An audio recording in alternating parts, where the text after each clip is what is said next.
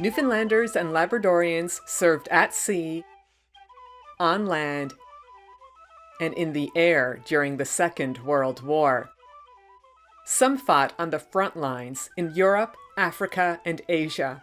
Others joined non-combatant forces, like the Merchant Navy, which transported essential goods to Allied ports, or the Overseas Forestry Unit, which supplied the timber products that were vital to the war effort. Newfoundland and Labrador did not impose conscription during the war, so all of the men and women who served did so willingly. They enlisted to help defeat the Nazis, but they also served to earn military wages, a rare luxury in a country still reeling from the Great Depression.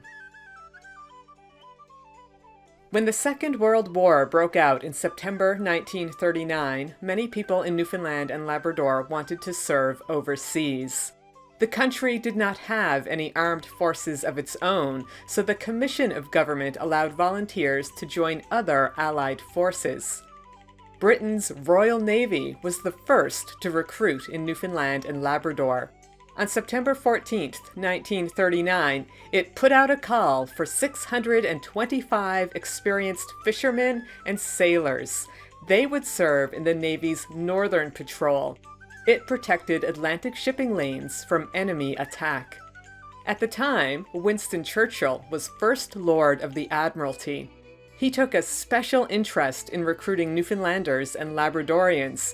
He called them the hardiest and most skillful boatmen in rough seas who exist.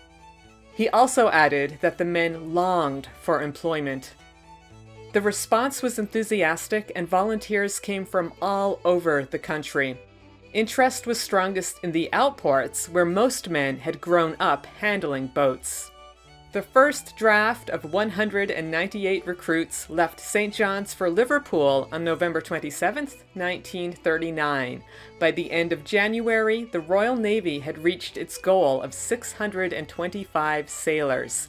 It was so impressed with the quality of sailors from Newfoundland and Labrador that it began to recruit another 2,000 volunteers, this time for general naval service. The men were dispersed throughout the Navy and fought in every theater of war. Some served on mine layers in enemy waters. Others swept for mines in friendly waters. Still more manned the landing ships that brought Allied invasion troops to Normandy, Sicily, and North Africa. But most served in the Battle of the Atlantic.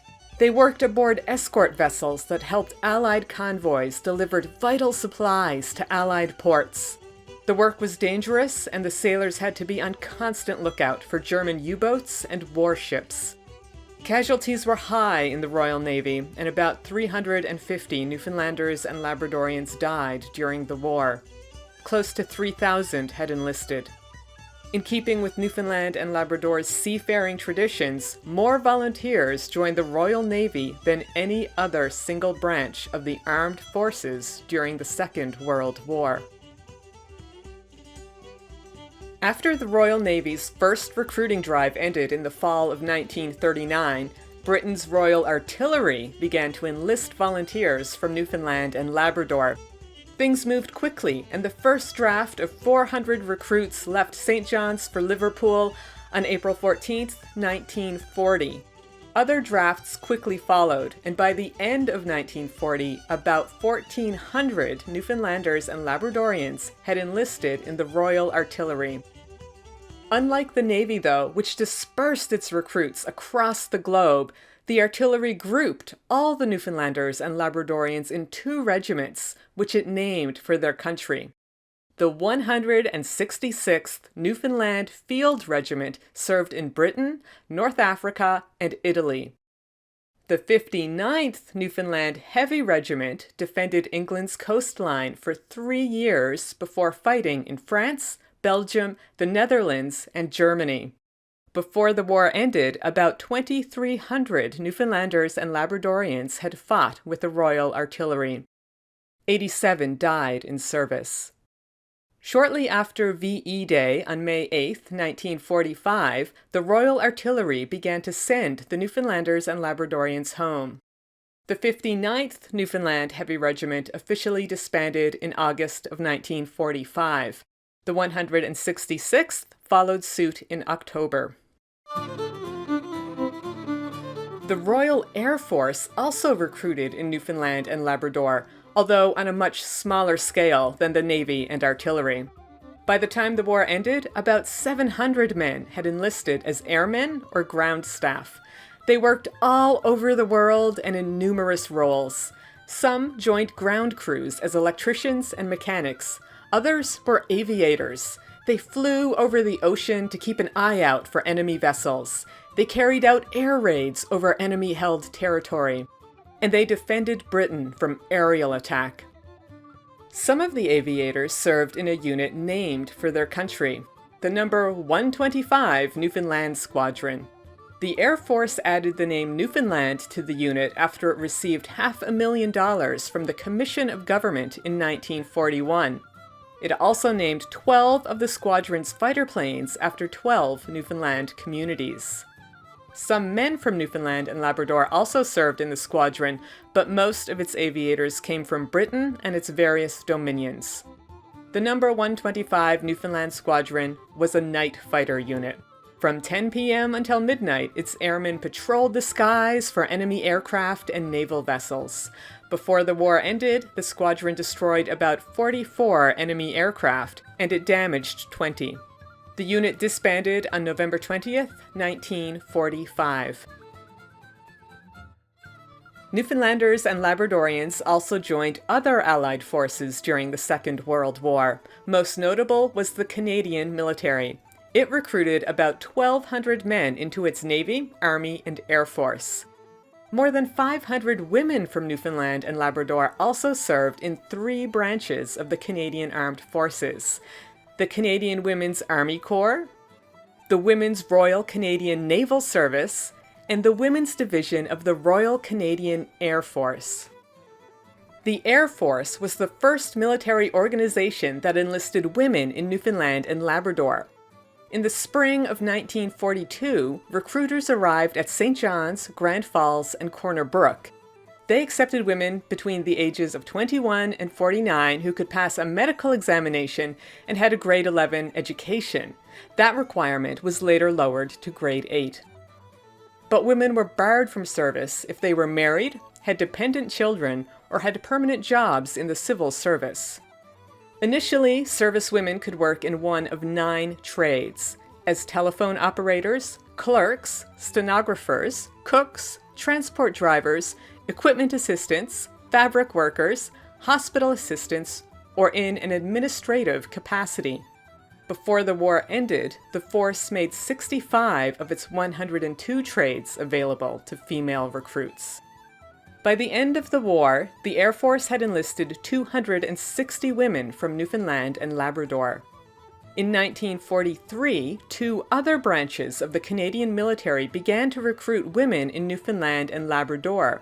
About 200 joined the Canadian Women's Army Corps. 74 others joined the Women's Royal Canadian Naval Service. Although their work helped to bridge the gap in gender inequality, the women who enlisted for military service also faced discrimination. Service women earned smaller salaries than their male counterparts. They were not allowed to serve on the front lines, and they only received allowances for dependent parents and siblings, not for their spouses. Also serving overseas, but not part of the armed forces, were the thousands of men and women who joined the Merchant Navy and the Newfoundland Overseas Forestry Unit. Merchant mariners played an important role in the Second World War. They worked aboard non-military vessels that transported essential food, equipment, and personnel to Britain and other Allied countries. It was dangerous work because enemy submarines, warships, and fighter planes often attacked merchant vessels in an effort to cut off supply lines. Despite the risks, recruitment in the Merchant Navy was high in Newfoundland and Labrador. About 10,000 volunteers joined the service before hostilities ended. Most served on British ships. Britain relied heavily on imports. Without a strong merchant navy, it would likely experience food and other shortages during the war. As a result, the British government put out a call for volunteers from Newfoundland and Labrador soon after hostilities broke out. Thousands answered the call. Most were older men or teenaged boys who weren't eligible to serve in the armed forces. Women also joined, and many served as stewardesses on passenger ships. Theirs was essential yet dangerous work. Before the war ended, enemy forces sunk more than 5,000 Allied merchant ships and killed at least 333 of Newfoundland and Labrador's mariners. Newfoundland and Labrador also sent about 3,600 loggers overseas during the Second World War. These men formed the Newfoundland Overseas Forestry Unit. Cut off from its usual sources of imports, Britain experienced a severe timber shortage just 2 months after the war started. Although there were plenty of forests in the United Kingdom, there weren't enough loggers to meet the increased demand. Of immediate concern was the coal industry. It was central to Britain's wartime economy, but it depended on a steady supply of wooden frames to keep the mines running. On November 9, 1939, Britain asked Newfoundland's Commission of Government to recruit 2,000 loggers to work in the United Kingdom's forests. The first draft of 350 men sailed from St. John's to Liverpool on December 13, 1939. By mid-February, the entire unit had arrived and started to work in forests extending from southern England to the Scottish Highlands. The British government released the loggers from their contracts when hostilities ended in 1945. The Commission of Government created a civil re-establishment program for returning troops. It gave them a temporary allowance, and it also helped them find new jobs or return to old ones. The program also provided pensions and medical treatment for disabled veterans who could no longer work. However, the government did not recognize returning loggers and merchant mariners as veterans because they had not served in the armed forces. It was not until the year 2000 that the Canadian government made both groups eligible to receive benefits and pensions.